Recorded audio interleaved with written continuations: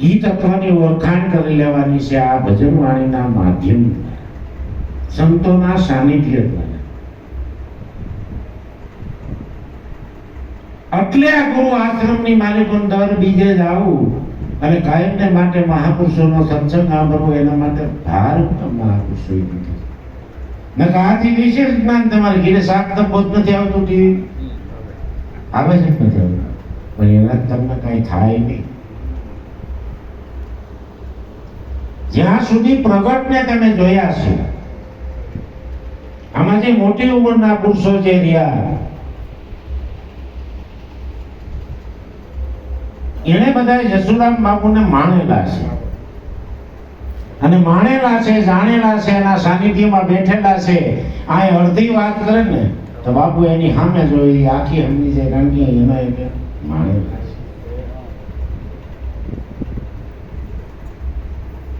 ઈ પ્રગટ પુરુષ કહેવાય. પ્રગટ વિના જ્ઞાન છે ને ગમે એટલું તમે કદાચ 24 કલાક કેસેટ ચાલુ રાખીને સાંભળો તો એનાથી કઈ થાય નહીં.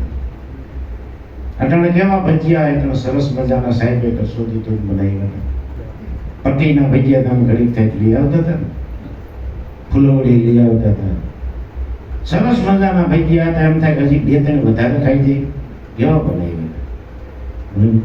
હવે એ બની ગઈ એટલી બધી મજા આવતી જયુભાઈ કે એક પટ્ટીનું લઈ આવે એક પટ્ટીનું લઈને આપણે ખાધું મજા આવી. હવે ઈના ઈ ભજીયા જ છે એને 2 હુમલા ભરીને જણા વીધા હોય ઈ બોબે તમને દે પછી ગળે ઉતરે એનો અવાજ આવે હાંજી હતો ટાઢા ભજીયા એમ વાસી જ્ઞાનથી તમને કાંઈ થાય. એટલે પ્રગટની કિંમત છે. પ્રગટનું સાનિધ્ય એટલે સેવાનું. એક સરસ મજાનું મને કોકે મોકલું તો બાપુએ કોકે કોઈ બીજા મોકલું મને ખબર નહીં મારા વોટ્સઅપની માલિકોને એવું એક બેન કથાકાર હતા એને એક ભાઈ પ્રશ્ન પૂછતા કે આ દેવ મંદિર ગુરુ આશ્રમોના ધામોરિયાની માલિકોને જવાનું આ શું કારણ? આ હાસું છે ખોટું? અન્ય જવાથી શું થાય? કથાકારને એવો પ્રશ્ન પૂછ્યો. એ બહુ સરસ નિર્મળતાથી એને જવાબ આપ્યો કે એ શક્ય છે. પણ કે એ જે પુરુષો માથે આ મંદિરો બંધાણા એ પુરુષો તો હયાત નથી. એમાં તો ઘણું બોલેલું પણ આમાં ટૂંકાણમાં એને ખાલી આપ્યું હતું કે ત્યાં જવાથી શું થાય. એટલે કે મને બહુ ખબર નથી પણ એક વખત કોઈ કથાકાર સંત છે એને એવો એક જવાબ આપ્યો હતો કે તમે 4-wheel ગાડી લઈને જતા હો અને 4-wheel ગાડીના ટાયરની માલિકોને પંચર પડે એટલે એમાંથી શું થાય? હવા વહી ગઈ. હવા વહી ગઈ. શું વહી ગઈ? હવા. તો તમે આ વૈંડામાં બેહો, સડક ઉપર બેહો, ખેતરમાં બેહો તો હવા તો શ્યામી કોઈ છે. પવન તો છે જ ને એને જ હવા કહેવાય ને. આ શ્યાની કોઈ તમારી શ્યાની બાજુ પવન વાય છે અને તમારા ટાયરમાં હવા વહી ગઈ તો તમે એટલું બધું જાણકાર છો ભર્યું ને પંચર વાળાને જવું પડે કે ન જવું પડે?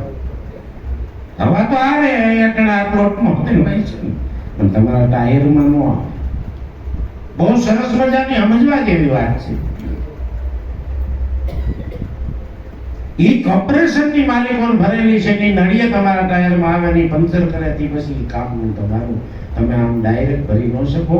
એમ મહાપુરુષોના સાનિધ્યમાં જાઓ.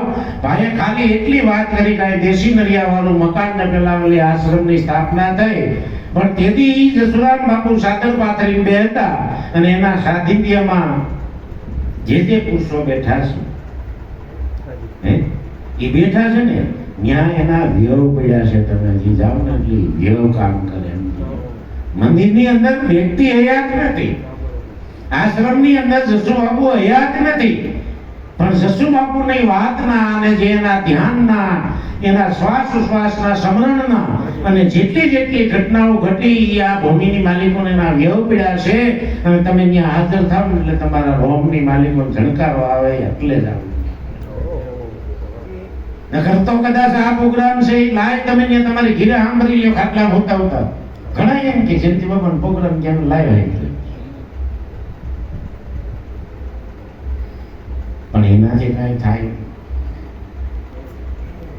જેમ હવા બરાબર હવા તો આ દુનિયામાં બધે વાયુ છે ખેતરમાં વાય છે, તમારા ઘરમાં વાય છે, પ્લોટમાં વાય છે, ગામમાં વાય છે, પણ પંચર પડી ગયું, ટાયરમાંથી હવા નીકળી ગઈ તો પંચર વાળાને ત્યાં જવું પડે તો જ હવા ભરાય, ને કે તમે ભરી શકો છે તો ખરી ભલ્યું. એમ મહાપુરુષોના સાનિધ્ય સેવાનો વધારે ભાર મૂક્યો હોય તો એનું કારણ આ વેદ, શાસ્ત્રો, ઉપનિષદ, ગીતા દરેક પુસ્તકની અંદર તમે વાંચો તો નટવર પ્રગટ મળે તો સુખ થાય, નટવર પ્રગટ મળે તો સુખ પ્રગટ મળ્યા વિના આ સુખ થાય નહીં. અને જેને જેના ઘણા તમે ગુણ ગાવશો, જસુબાપુથી માંડીને કદાચ પ્રેમ સાહેબ ના ગાય, જીવન સાહેબ ના ગાય, ઉગારામ ના ગાય, દેવારામ ના ગાય, જેના જેના આપણે અહીં ગુણગાન ગાઈ, જેની વાત કરી એને બધાને પ્રગટ મળ્યા છે એટલે આ સ્ટેજ ઉપર એને યાદ કરે છે. પ્રગટ નથી મળ્યા એની કોઈ દી ક્યાંય ક્યાંય વાત જ આવતી હે. ઈ ભલે રાણા કુળની માલિકોન થઈ ગયા, એ તેથી રાજાશાહીનો જમાનો હોય છે, પણ એને ભાઈ પ્રગટ સેવી લીધા ને નાનકડા હે. મેં કે રાણા કુળ કઈ નાનું નથી, આ ભૂત થયું કે પણ ઘણા બેઠા પુરુષો આ જસુરામ બાપુ જેવા જેને સંતોને સેવી લીધા ને, પ્રગટને સેવી લીધા ને, એના જ ઇતિહાસ આવે, બીજાના આવતા નથી.